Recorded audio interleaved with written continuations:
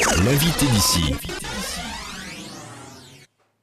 Et notre invité ce midi sur l'antenne de d'ici Radio et d'ici TV, Bernard Leterrier, candidat maire sortant de la commune de Guillestre. Bonjour. Bonjour. Alors la liste a été déposée il y a quelques temps en préfecture déjà. Hein. La liste a été déposée en préfecture il y a une quinzaine de jours, oui. Donc elle est complète. Elle respecte la parité, puisqu'on nous le demande dans les villes de plus de 1000 habitants. Et donc c'est une liste renouvelée, mais nous avons quand même 10 candidats qui étaient déjà présents dans la précédente municipalité. Alors une liste sans étiquette, pourtant, on le sait, vous appartenez au mouvement d'Europe Écologie Les Verts. Bien sûr, et je ne le cache pas. J'appartiens au mouvement d'Europe Écologie Les Verts depuis maintenant 13 ans.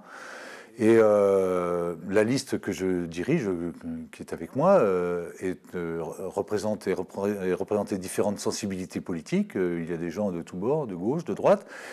Mais le fait que je sois membre d'Europe Écologie Les Verts ne les gêne pas. Et je crois que dans la commune de Guillestre, on essaie aussi d'appliquer l'écologie au quotidien. Et pour moi, c'est mieux se déplacer avec des navettes, avec des vélos électriques, mieux se nourrir à la cantine, c'est une écologie positive, mieux aussi se chauffer avec le réseau de chaleur bois, avec du bois local. Voilà, c'est ma philosophie. Et auprès de la population, ce n'est pas trop compliqué d'appartenir à Europe Écologie Les Verts, un parti qui souffre un petit peu d'un point de vue national. Alors, jusqu'à maintenant, je n'ai eu aucun problème avec qui que ce soit les pêcheurs, les chasseurs et l'ensemble de la population par rapport à mon appartenance politique, bien sûr. Alors, à Guillestre, il y a une liste qui s'est montée en face, celle menée par Claude Feuillassier, une liste ouverte un petit peu à droite, sans étiquette également. Quel regard vous portez sur cette opposition ?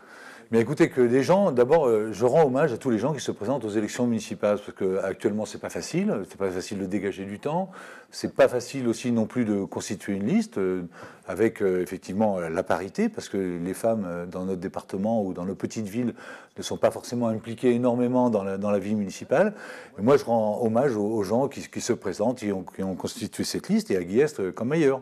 Et je suis je suis satisfait qu'il y ait des gens qui se présentent et qu'il puisse y avoir un débat au moment de ces municipales sur la politique de la ville, sur ce qu'on a fait, sur ce qu'on doit faire et ce que l'on fera, bien évidemment. Bernard Leterrier, qu'est-ce que vous ferez d'ailleurs pour Guillestre ? Quel est un petit peu votre programme ? Peut-être développer les projets que vous avez mis en place durant votre premier mandat, c'est ça ? Alors, si vous voulez, nous partons sur un bilan. Nous avions été élus en 2008 avec un programme. Nous l'avons, je pense, largement réalisé. Je ne vais pas tout citer aujourd'hui, mais il y a quelques points importants qui ont été réalisés, surtout la rénovation de l'école primaire, la création de la bibliothèque municipale, le réseau de chaleur bois, mais aussi la réfection des tennis, la mise en place de salles pour les associations. Donc par rapport à ce bilan, nous voulons continuer parce qu'il reste des choses à faire. Et en particulier dans les choses qui restent à faire, il y a des priorités.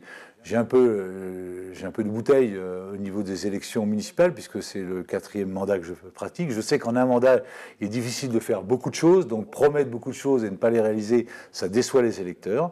Et donc, les priorités pour Guillestre. Alors les priorités pour nous, oui, c'est bien de le rappeler, ça va être la poursuite de la rénovation, la mise en place de la réfection de la rue principale, qui actuellement est vieillotte et pas pratique pour le tout à chacun, le tourisme et le développement des commerces. Donc on va mettre en place cette refonte de la rue principale de Guillestre dès cet automne. Donc c'est une de nos priorités.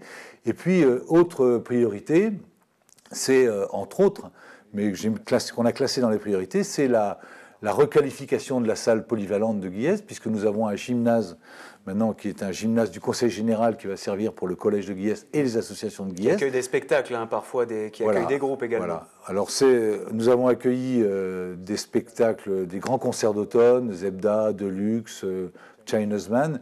Et cette salle a montré ses potentialités en matière de capacité d'accueil et de centralité par rapport au nord du département. On a accueilli beaucoup de gens de Briançon, d'Embrun, du Queyras.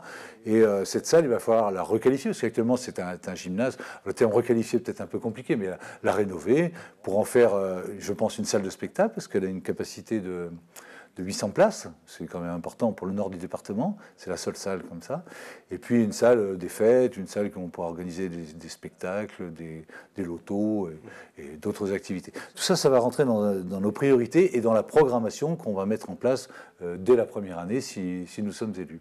Un mot sur l'entretien d'église également, l'église de Guiès qui a fait l'actualité durant les fêtes de fin d'année, durant Noël, puisque une pierre est tombée sur le curé. Ça avait d'ailleurs défrayé un petit peu la chronique nationale. Tout le monde avait parlé de cette actualité. Forcément, vous allez y jeter un œil à cette église. C'est dommage d'avoir fait l'actualité sur cet accident. Et heureusement, on a parlé de vous à Noël. Voilà, c'est clair. Mais c'est dommage de faire l'actualité par rapport à un accident. Et heureusement qu'il s'est bien terminé, qu'il aurait pu être beaucoup plus grave. Par contre, ça a posé la question de la sécurité, pour cette église. Effectivement, c'est une écaille de la pierre de l'arc triomphal qui s'est détachée au fil du temps et qui est tombée malheureusement ce soir-là. Donc, dans un premier temps, j'ai été obligé de fermer cette église au public parce qu'on ne pouvait pas, vu les conditions de sécurité. Donc, il y a une expertise qui a été menée par l'architecte des monuments historiques, M. Trubert, avec une entreprise spécialisée. Et je ne désespère pas, compte tenu de l'expertise qui a été faite, de pouvoir réouvrir cette église assez rapidement, j'espère, avant les fêtes de Pâques. Mais oui. je prendrai quand même l'avis des services préfectoraux avant de le faire, bien entendu. Et des nouvelles un petit peu du curé, il a repris son activité.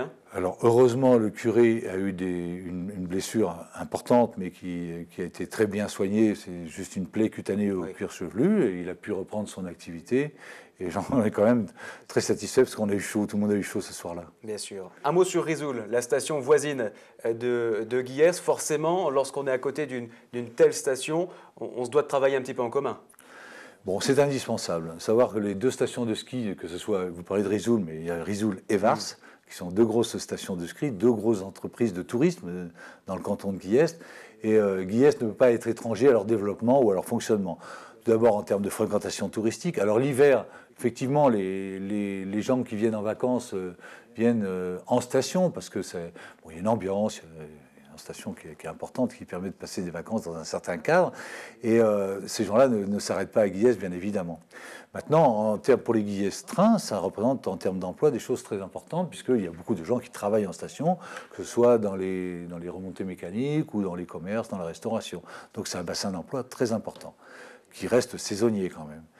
Alors si vous voulez, par rapport à la relation avec nos stations de ski, elle doit être maintenue. Et Guiès peut être un camp de base pour certaines familles qui viennent en vacances, qui forcément ne veulent pas forcément skier tous les jours ou bénéficier de l'ambiance station, mais bénéficier de la tranquillité d'un centre-bourg avec d'autres activités.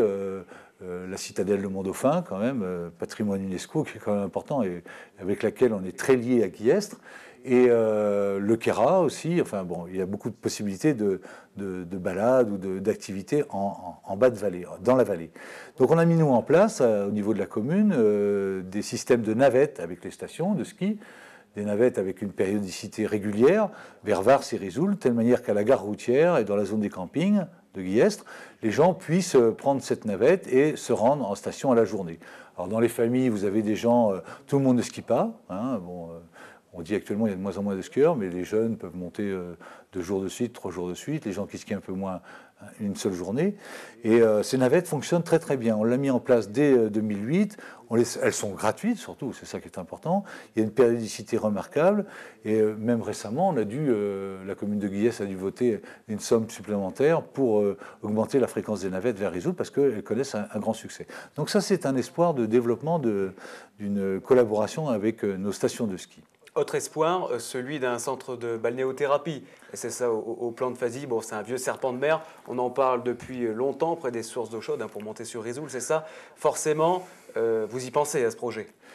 Comme tout maire de Guiestre, j'y pense. Ils y ont tous pensé, mais rien n'a été fait jusqu'à maintenant. Si ce n'est qu'il y a un espace où les gens peuvent se baigner, qui est gratuit, qui est ludique, etc., qui est petit et qui, par contre, est très fréquenté. Vous passez en été, il y a énormément de monde à la source de plan de Fazy. Tout le monde nous dit qu'il faut faire quelque chose. Alors, avec le maire de Risoul, Max Brémond, en début du dernier mandat, nous avons envisagé de faire quelque chose. Mais nous avons un problème de foncier, c'est-à-dire que la commune de Guiès possède des terrains sur ce site de plan de Fazy, c'est situé sur la commune de Risoul. Nous avons essayé, je ne vais pas rentrer dans les détails, ce serait un peu long, d'acquérir du foncier, mais nous n'avons pas réussi. Donc il va falloir prendre le taureau par les cornes, c'est le vétérinaire qui parle, si on est réélu, de telle manière à avancer sur ce dossier. Parce que c'est une chance pour Guillestre, mais c'est une chance aussi pour le canton en matière de développement touristique.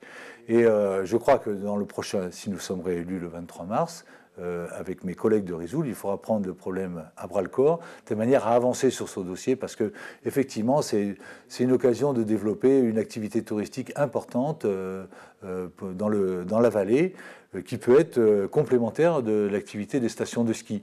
Moi, je vois dans les Pyrénées-Orientales, il existe des stations, des bains de ce type-là, et c'est un succès fou, ça marche très très bien. On le voit aussi à Monetier.